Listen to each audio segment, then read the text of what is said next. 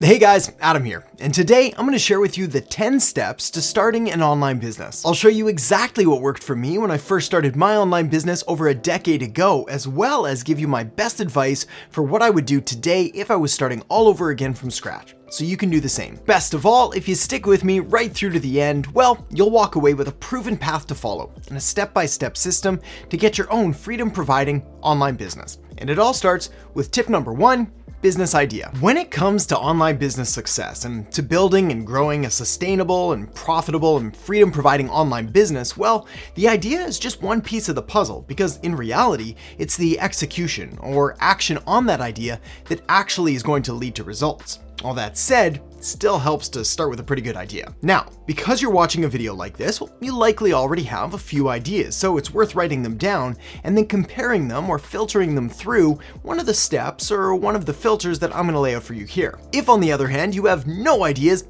don't worry at all. I've got you covered, and I'll make sure to link up a link in the descriptions below with 7 of the most profitable and the most effective businesses that you can start today. But before you check out that video and before you write down your business ideas, here's the filter that you're going to want to work these ideas through, starting with number 1, picking something that you actually like. Now, this is going to sound painfully obvious, but the reality is you do want to choose an online business idea that you actually like, especially if you're going to be in this for the long term. After all, there's nothing worse than escaping the 9-to-5, starting your own business and absolutely hating it. But of course, simply liking an idea isn't enough to guarantee your success, which is why you also need to have it meet the following criteria, or go through the following filter, which is what skills or what talents or what areas of expertise do you have? Yes, it's important that you actually like something, but in order to succeed, especially long term, you're going to need to be good at it as well. So you can offer a valuable product or valuable service, valuable business to the people that you're seeking to serve. But there is a third piece to the puzzle. So we have what you like, we have what skills or talents or areas of expertise you have. Again, these two alone are not enough to guarantee your success, which is why you always need to apply them to the third filter, which is what has market demand. Essentially, this just means what are people willing to pay for? This is a great area to look for competitors or competition in the field, because competition is a good indicator that there is market demand. Otherwise, there wouldn't be any competition. So take a look at those 3 things you like, things you're good at, things that there's market demand for, and then apply some of your own ideas to it, or of course, that video that I mentioned that you can find in the description box below at the end of this video. All right, let's move on to tip number 2, which is all about niche. Now, once you've got your idea, you've got to decide how far down, really how much niching down you want to do. For example, let's say that you have a business idea in the health space. Well, you could niche down once and you could settle on nutrition. Well, you could niche that down again and settle on nutrition planning. Niche it down again, how about nutrition planning for women? What about nutrition plans for new moms? Or keto nutrition plans for new moms? Or keto nutrition plans for new moms who are also entrepreneurs, who also live in the Pacific Northwest and also like yoga and the color blue. That last example's a little too far down the old rabbit hole, but you get the idea. Essentially, you want to take your business idea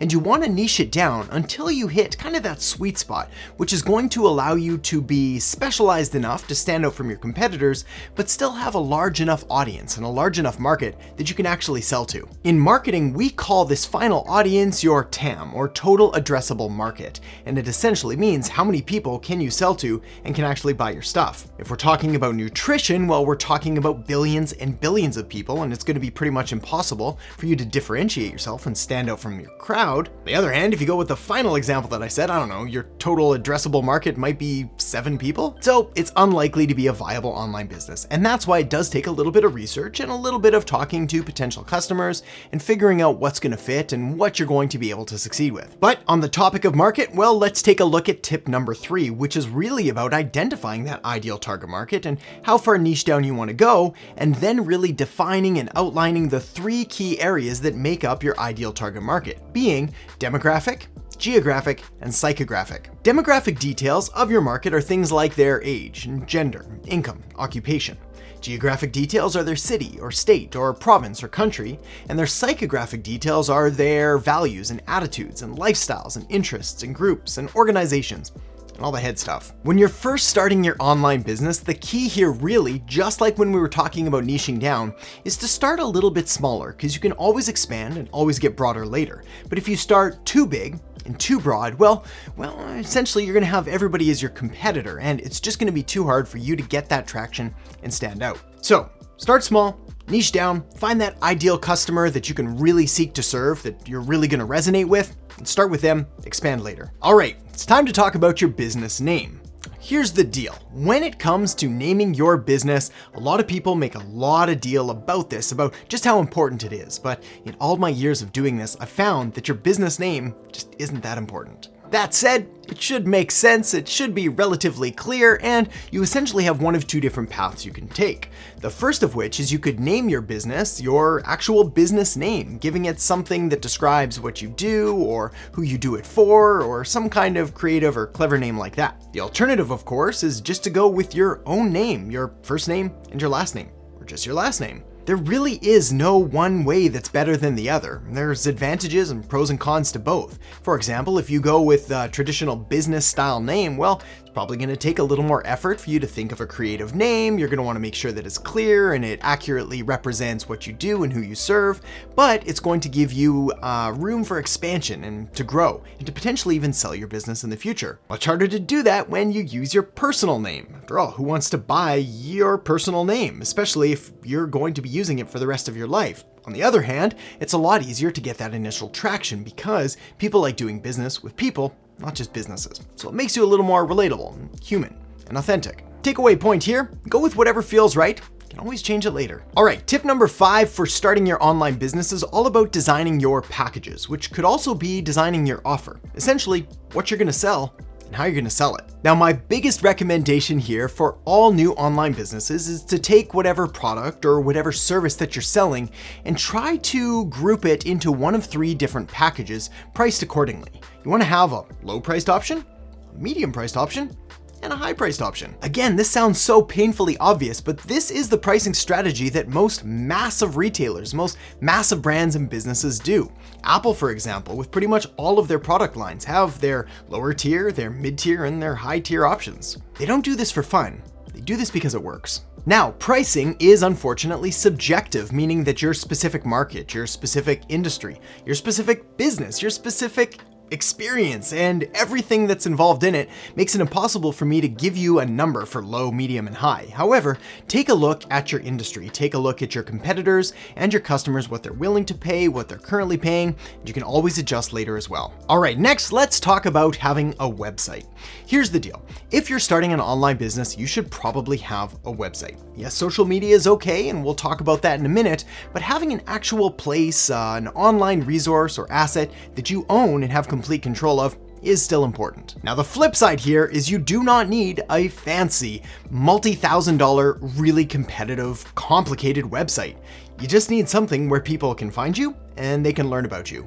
Because your customers, your clients, your people, they're gonna be looking for you. They're gonna wanna find some stuff. So, get yourself a website, find a domain name that's either your name or your business name, ideally .com, but .co, .net, I mean, there's a ton of them that you can choose from if .com isn't available, and just get something simple and basic set up. Again, social media is great for this too, but you don't own it. But let's talk about social media now. Now, here's the deal with social media, and I say this with love and with your best interest at heart. Social media is important, but you don't need to do everything, and you don't need to be everywhere. In fact, one of the quickest ways to overwhelm with your new online business is trying to do everything and trying to be everywhere, which is not only unrealistic, it's also overwhelming. Your best bet here is to really focus in on who it is that you're trying to serve, and then pick the one main platform, that primary platform that you're gonna get the best results at, and maybe a secondary platform once you've got the first one mastered. Now, when it comes to social media marketing and to interacting and engaging with your target market on social,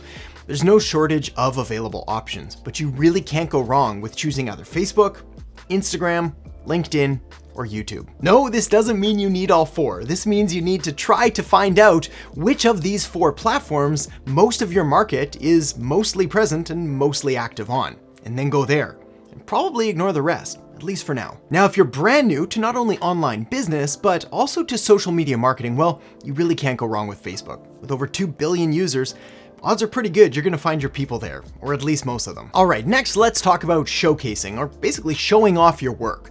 What this means is providing social proof, providing results, showing people that you actually know what you're doing and you're actually able to get results. This means if you're brand new to online business, you've got your idea, you've got your name, you're going out there and trying to get some customers, well, don't be afraid to work for free in order to get that testimonial, that case study, that result. There's a lot of people that have a huge problem against working for free, especially in the early days, and I think this is nuts. This is exactly what I did when I was first getting started with my online business. I worked for free, got people results, I got great case studies, great testimonials, and the business grew. The flip side of this is charging a fortune, not getting any customers, and then getting no results, which means you also then don't get more customers, and it's a vicious downward cycle. Now, of course, you're not gonna build a business or a life by working for free forever, but to get started, to get those early results, nothing wrong with it. Once you have these results though, the next thing you wanna do is you wanna talk about them.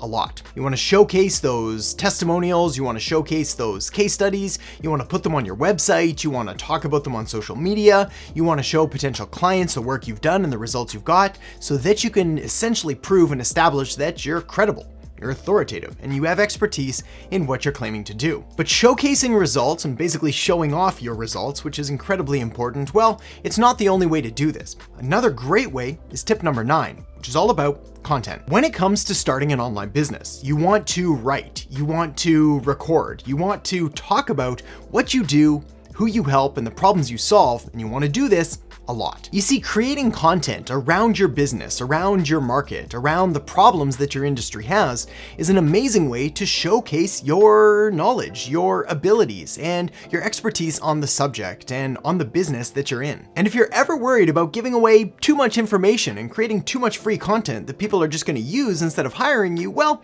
don't worry about it. Here's why. In every market, there's 2 different kinds of customers or different kinds of clients. There's the DIY or do-it-yourself people and the D4Y or the do-it-for-you people. The DIY people, the ones that want to do it themselves, well, they're probably not going to hire you anyway, at least at this stage, so might as well help them out. The real value is in the D4Y or the done-for-you people because they will hire you. They don't want to do it themselves. They're too busy. They don't have the time. They have other things they need to do. So by creating a ton of free content and establishing your authority and your expertise, you prove to them that you actually know what you're doing. So they hire you. This isn't a hard scenario to imagine though, right? I mean, just think about hiring one of 2 different businesses. One business that creates a ton of content and they help you and they provide you value and they talk to you and they engage with you, all that stuff. And the other business, which is completely silent, never creating anything, never saying anything, never helping anyone. Which one are you gonna choose? This is why I'm such a big proponent and such a big advocate of content marketing. Simply one of the best kind of marketing that you can do. And on the topic of marketing, well, let's talk about that next for tip number 10. Marketing is the single most important thing that you can do, that you can study, and that you can learn when it comes to growing an online business. This is because it's marketing's job, marketing's responsibility for helping you attract more people, get the word out, and generate leads and clients and customers and sales and revenue, and to actually grow your business. Have you ever wondered why some of the best products or best services in the entire world go unnoticed or undiscovered, while average or terrible ones end up doing amazing? Answer is marketing. And while it's not fair, while it should be the best products and the best services that always win, it's simply not the case. So it only makes sense to learn and then to play the game of marketing if you want to succeed. This is why the next thing you're going to want to do is check out the video I have linked up right here on Introduction to Marketing. So make sure to check it out now, and I'll see you in the episode. Marketing is a major business function that's made up of a bunch of other parts, one of which, of course, is advertising. But there's also a ton others like PR, market research, social